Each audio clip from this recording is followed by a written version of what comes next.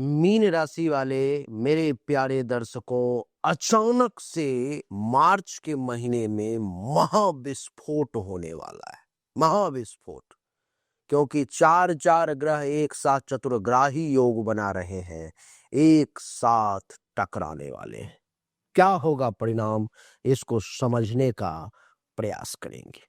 मेरे प्यारे दर्शकों, आपकी जानकारी के लिए बताऊं कि कुंडली के द्वादश भाव में आपके सूर्य देव, कुंडली के द्वादश भाव में आपके मंगल देव, कुंडली के द्वादश भाव में आपके बुध देव, कुंडली के द्वादश भाव में आपके राहु देव, ये सब विराजमान होने वाले हैं।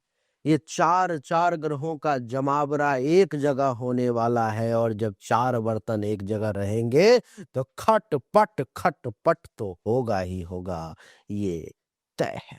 मेरे प्यारे, ये चार ग्रह जब टकराएंगे तो महाविस्फोट होगा। ये महाविस्फोट सृजन करेगा या करेगा विनाश, इस विषय को समझने का प्रयास करेंगे। आइए चर्चा को आरंभ करते हैं। बाकी के ग्रह भी जो है सो अपने अपने जगह पर में है, जैसे कि शुक्राचार्य आपके शरीर पर में मस्तिष्क पे विराजमान है, देवगुरु आपके सुख के घर में है, और कर्म फलदाता शनि भी आपके मस्तिष्क पर में है, और केतु देवता आपके रोग ऋण शत्रु के घर में है। क्या होगा इन सब का परिणाम, एक एक करके समझेंगे। लेकिन सबसे पहली चर्चा किसकी करेंगे, ये बहुत समस्या वाली बात नजर आ रही है। तो इस समस्या को मैं सुलझाता हूँ और आपकी जानकारी के लिए बताता हूँ कि सबसे पहले महत्व किसी भी जगह पर में वहां के राजा को, वहां के देवता को दिया जाता है। तो सबसे पहली चर्चा हमारी होगी सूर्यदेव से। सूर्यदेव जो है सो द्वादश भाव में 15 मार्च तक यहाँ पर में 15-3 तक विराजमान रहेंगे, कुंडली के द्वादश भाव में कुंभ राशि में। ठीक है, कुंभ राशि में सूर्य के विराजमान होने के कारण क्या होगा, सूर्य कुंडली के ठीक सामने छठे भाव के, इस भाव के मालिक है। द्वादश भाव किन चीजों का होता है उसको समझ लें। विदेश का होता है, यात्रा का होता है, हॉस्पिटल का होता है, मृत्यु का होता है, साधना का होता है, इत्यादि विभिन्न चीजों का होता है। तो एक एक करके समझें मेरे प्यारे। सबसे पहले विदेश, जो लोग मीन राशि के हैं और विदेश जाने की इच्छा रखते हैं, चाहे घूमने के लिए हो, काम के लिए हो, कुछ भी करके अगर विदेश जाने की इच्छा है आपकी, तो सूर्यदेव इस समय में आपके फेवर में है। आपको प्रयास करना चाहिए, कुछ ना कुछ आपका जुगाड़ लग सकता है। आप घर से दूर कहीं दूसरे राज्य, किसी दूसरे शहर, किसी दूसरे देश को जा सकते हैं। ये सूर्य का सपोर्ट आपके लिए है। नई सूचना, सर्वशास्त्र संगम अंतर्राष्ट्रीय सम्मेलन होने जा रहा है अप्रैल में। इसमें तंत्र मंत्र, ज्योतिष, वास्तुशास्त्र, कर्मकांड और भी अन्य विधाओं के देश दुनिया के जो बड़े विद्वान हैं वो आ रहे हैं।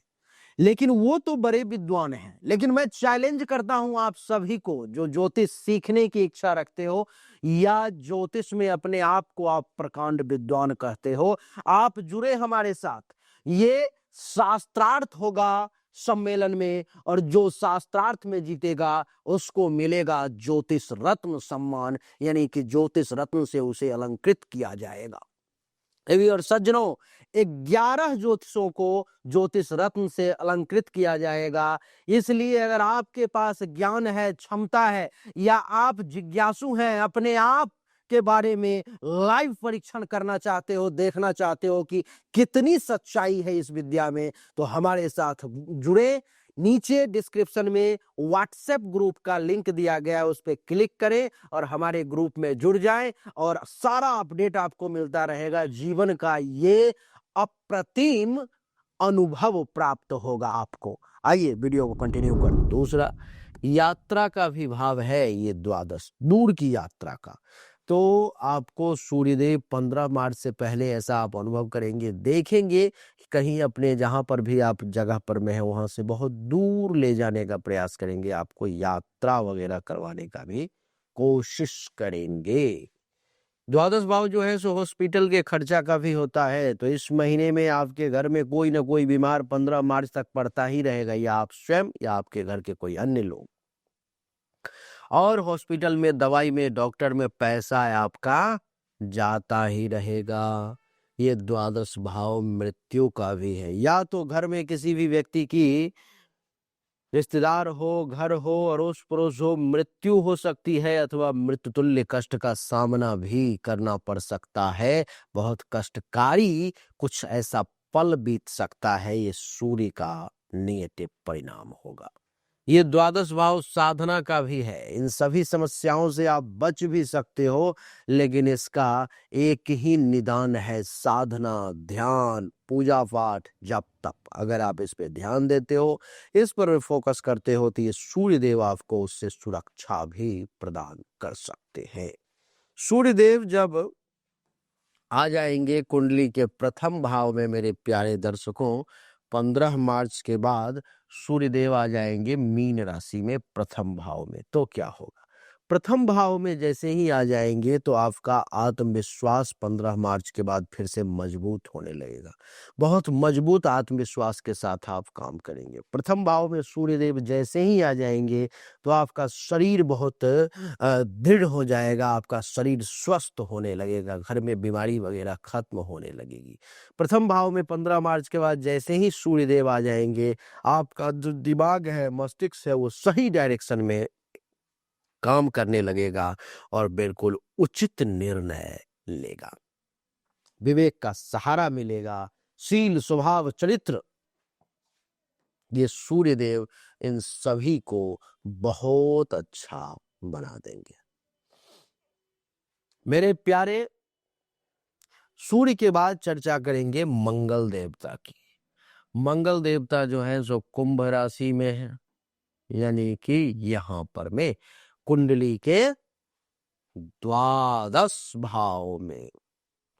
द्वादश भाव में मंगल का बैठना अभी जो है आपके लिए एक कुछ मामलों में तो अच्छा, लेकिन कुछ मामलों में बहुत बुरा है।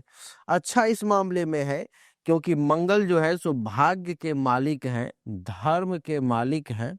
तो अच्छा इस मामले में है कि जो लोग घर से बहुत दूर हैं, अपने होम टाउन में नहीं रहते हैं, उनको तो भाग्य का साथ मिलेगा, लेकिन जो लोग अपने होम टाउन में हैं उनको मंगल भाग्य का साथ नहीं लेने देगा।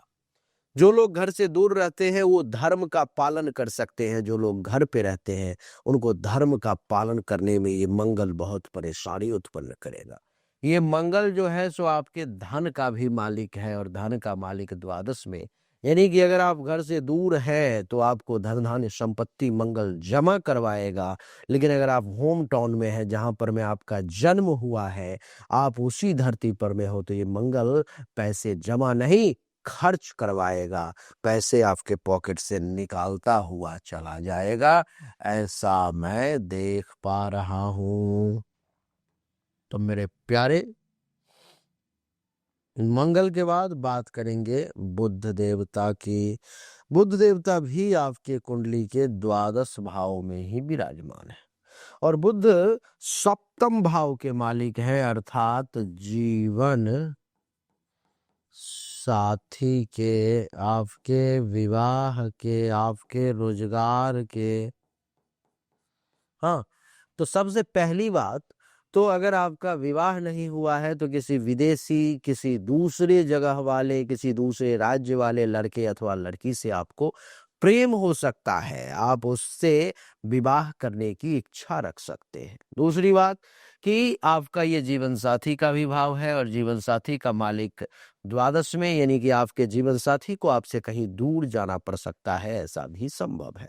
ये जो सप्तम भाव है आपके दैनिक रोजगार व्यवसाय का भी है, तो ये बुध देवता, अगर आप घर से दूर रह करके रोजगार व्यवसाय कर रहे हो, होम टाउन से दूर हो, तो ये बुध देवता आपको बहुत मदद करने वाले हैं, बहुत लाभ आपको पहुंचाने वाले हैं।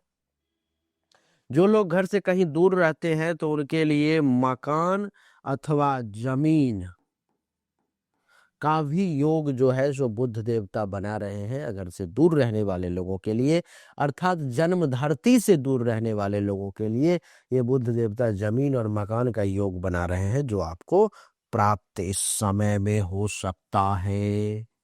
देवी और सज्जनों, बुध के बाद जो है सो बात करेंगे देवगुरु बृहस्पति की। देवगुरु बृहस्पति जो है सो आपके कुंडली के चतुर्थ भाव में रहेंगे और करियर के मालिक हैं। आप भी माँ के घर में आ गए और आपका कैरियर भी माँ के घर में आ गया, यानी कि घर से जब भी निकले तो माँ से आशीर्वाद लेकर के निकलेंगे तो ज्यादा अच्छा रहेगा। माँ से राय विचार लेकर के काम करेंगे तो आपको ज्यादा बड़ी सफलता जो है देवगुरु बृहस्पति दिलवा सकते हैं। ऐसा योग बन रहा है। देवगुरु बृहस्पति के बाद दैत्य गुरु की बात कर लेते हैं। दैत्य गुरु उच्च के प्रथम भाव में है, जो बहुत ही अच्छा है। और पराक्रम का मालिक अगर उच्च का हो गया तो इस समय में आपको ये अति पराक्रमी बना देगा, यानी कि कुछ भी असंभव नहीं लगेगा। पूर्ण साहस और आत्मविश्वास से हर काम को करेंगे। शनिदेव जो है सो ये भी आपके कुंडली के प्रथम भाव में ही विराजमान रहेंगे, यानी कि यहाँ पर में शनि के प्रथम भाव में होने से यानी कि लाभ का मालिक और हानि का मालिक दोनों ही प्रथम भाव में आ गया। तो शनिदेव इस महीने में आपको कुछ लाभ भी देंगे और कुछ नुकसान भी पहुंचाएंगे। अगर आप ऐसा चाहते हो कि सिर्फ लाभ मिले, नुकसान ना मिले, तो प्रत्येक शनिवार को शनिदेव के मंत्र का जरूर जाप करें। ओम शं शनिश्चराय नमः 11 बार कम से कम जरूर करें और ध्यान करें और प्रार्थना करें उनसे कि मेरा नुकसान ना हो। शनि के बाद बात कर लेंगे मेरे प्यारे राहु देवता की। राहु देवता जो है सो आपके कुंडली के द्वादश भाव में है। तो ये भी आपको घर से दूर ले जाने की कोशिश करेंगे। जो अपने होम टाउन में भी व्यक्ति है उसको भी कहीं दूर खींच करके ले जाने का प्रयास करेंगे। ये है राहु देवता। केतु देवता जो है सो आपके कुंडली के मेरे प्यारे छठे भाव में है। तो थोड़ा सा पेट से संबंधित परेशानी हो सकता है और कुछ लोग आपके साथ दुश्मनी करने का प्रयास कर सकते हैं, तो उस मामले में थोड़ा सावधान रहना है। तो यही थी मीन राशि वालों के लिए मार्च के महीने में इस महाविस्फोट के कारण क्या कैसे परिणाम निकलेगा, वो मैंने बताने का आपको प्रयास मात्र किया है। लेकिन ये एक सामान्य फल है। विशेष फल अगर आप अपने बारे में पर्सनली ऐसे ही डिटेल्ड एनालिसिस चाहते हो, जानकारी चाहते हो, तो इसमें चाहिए आपकी जन्म तारीख, जन्म समय, जन्म स्थान। अगर वो नहीं है तो दोनों हाथ के हथेली का फोटो लाइट में, प्रकाश में क्लिक करके आपको सामने दिए गए नंबर पर में भेजना होगा। जो शुल्क है जमा करनी होगी, फिर आपको उचित और सही जानकारी प्राप्त होगी। देवी और सज्जनों, अगर अच्छा लगा तो वीडियो को लाइक करें, शेयर करें, चैनल को सब्सक्राइब करके इसके बेल आइकन के बटन को दबा दें। राधे राधे, राम राम।